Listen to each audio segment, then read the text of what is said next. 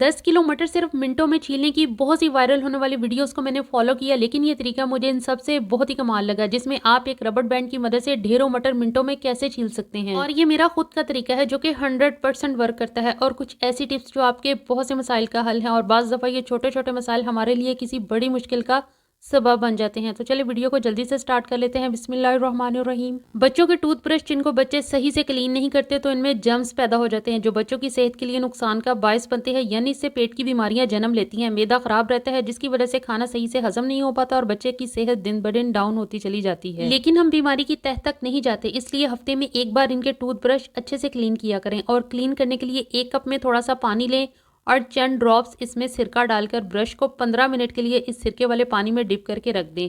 15 minute बाद पानी से अच्छे से धो लें ताकि सिरके की स्मेल ख़त्म हो जाए, क्योंकि अगर सिरके की स्मेल रहेगी तो बच्चे ब्रश करना छोड़ देंगे।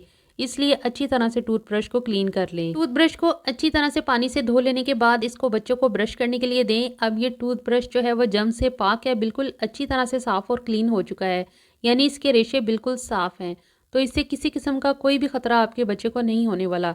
तो ये टिप इंशाल्लाह आपको ज़रूर अच्छी लगी होगी। टूथपिक जब इस्तेमाल करते हैं तो बेदहानी में इसकी नोक हमारे मसूड़ों में जब ज़ोर से टच होती है या दांतों के सिरों से तो ब्लड निकलना शुरू हो जाता है। तो इसकी तेज़ी यानी कि इसका तीखापन कम करने के लिए सरसों का तेल, ऑलिव ऑयल या फिर कोकोनट ऑयल में से कोई सा भी ऑयल ले लें और हाथों को अच्छे से क्लीन करने के बाद टूथपिक जो है वो डबिया में से निकाल लें और फिर साफ कॉटन की मदद से इन टूथपिक पर अच्छे से ऑयल को अप्लाई कर लें और इसके बाद वापस डिबिया में डालकर रख दें। ऐसा करने से इन टूथपिक का नुकीलापन यानी कि इनकी तेजी काफी हद तक खत्म हो जाएगी और बेदहानी में भी इनके इस्तेमाल से हमारे मसूड़ों और दांतों को कोई नुकसान नहीं पहुंचेगा। बाज़ दफा ये टूथपिक वाली डबिया हमारे घरों में किसी ऐसी जगह पर पड़ी होती है जहाँ पे बच्चों का आना जाना होता है और बच्चों को बहुत शौक होता है, वो इस डिबिया में से टूथपिक निकाल के अपने दांतों में इंसर्ट करते रहते हैं। तो आप इस तरीके से जब इन पर ऑयल अप्लाई करेंगे यानी कि टूथपिक पर, तो इनका जो तेजी है और इनका तीखापन काफी हद तक खत्म हो जाएगी और इससे दांतों को कोई नुकसान नहीं होने वाला।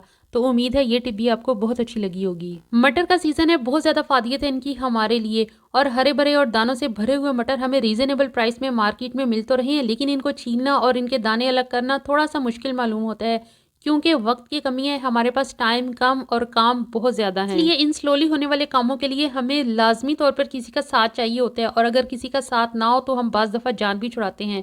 तो इसका आसान बल्कि इंतहाई आसान हल जिससे आप बहुत सारे मटर बासानी छील सकते हैं, वो भी चंद मिनटों में, और इस सारे प्रोसीजर में मटर के दाने जरा बराबर भी डैमेज नहीं होंगे, बिल्कुल साफ सुथरे और गोल मटोल निकलेंगे। तो इसके लिए एक तकिए का कवर ले लें जो कि रफ हो, यानी वो कवर जो बाजुकात हमारी अलमारी में बेकार पड़े रहते हैं या फिर कुछ एक्स्ट्रा होते हैं जिनको हम इस्तेमाल में नहीं लाते, एक साइड पर पड़े होते हैं।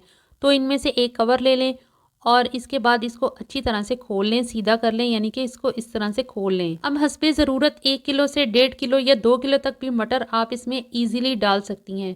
अब इसमें मटर डाल दें, इस तरह से भर भर के इसमें मटर ऐड कर दें। जब सारे मटर डाल लें तो फिर इस तरह से इस तकिए को सीधा कर लें, फिर जहाँ तक मटर है इससे थोड़ा हटकर पीछे की तरफ एक रबड़ बैंड की मदद से इतने हिस्से को यानी जिसमें मटर है वहाँ तक लॉक कर दें कि मटर तकिए के पिछली साइड से बाहर ना निकलें, और अच्छी तरह से रबड़ बैंड की मदद से कवर करके आधे से कम हिस्से को सील कर दें। फिर हाथों की मदद से मसलें कुछ इस तरह से अच्छे से मसलती जाएं।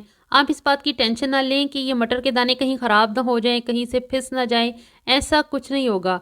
यहाँ तक कि मटर आपके हाथों में महसूस होने लगेंगे कि ये इतने अच्छी तरह से निकल रहे हैं। तकरीबन 2 से 3 मिनट ही आप ऐसा करेंगी तो दाने जो हैं वो आपके हाथों में महसूस होंगे, और आप इस तरह से फिर रबड़ बैंड को खोल लें या इसको काट कर जो है वो डिस्कार्ड कर दें और मटर के दाने हम बाहर निकाल लेंगे। रिजल्ट देकर आप भी हैरान रह जाएंगे मेरी तरह कि बिल्कुल मटर के दाने सही सलामत हैं और बिल्कुल भी डैमेज नहीं हुए। 100% तो मटर जो है वो छिलकों में से बाहर नहीं निकलेंगे, यानी कि इसके दाने, लेकिन आपका 80 से 85% तक का काम जो है वो कंप्लीट हो चुका होगा।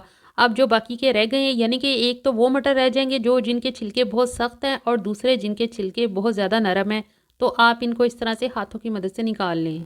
आप इस तरीके से 1 किलो नहीं, 2 किलो नहीं, 5 किलो नहीं, बल्कि 10 किलो तक बासानी या जितने आप चाहें मटर बासानी निकाल सकती हैं, यानी कि जितने तकिए के कवर में आते हैं उतना एक बैच निकाल लें। फिर वो मटर के दाने निकलें तो आप इसमें से दूसरा बैच डालकर बिल्कुल इसी तरीके से निकाल कर अपने जो है वो इस्तेमाल में ला सकती हैं इनको, और इनको स्टोर करने का तरीका भी मैं आपके साथ किसी नेक्स्ट वीडियो में शेयर करूंगी। और ये मटर के दाने आपके सामने हैं, इसका क्लोज करके भी मैं आपको एक व्यू दिखा देती हूँ कि बिल्कुल भी डैमेज नहीं हुए, यानी कि बिल्कुल सही सलामत हैं और जैसे थे वैसे ही हैं।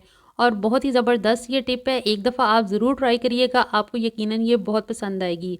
तो वीडियो अच्छा लगे तो प्लीज़ लाइक कर दें, शेयर कर दें, चैनल को ज़रूर सब्सक्राइब कर दें। अपना बहुत सारा ख्याल रखिएगा, दुआओं में याद रखिएगा। मिलते हैं नेक्स्ट वीडियो में, तब तक के लिए अल्लाह हाफ़िज़। Thanks for watching.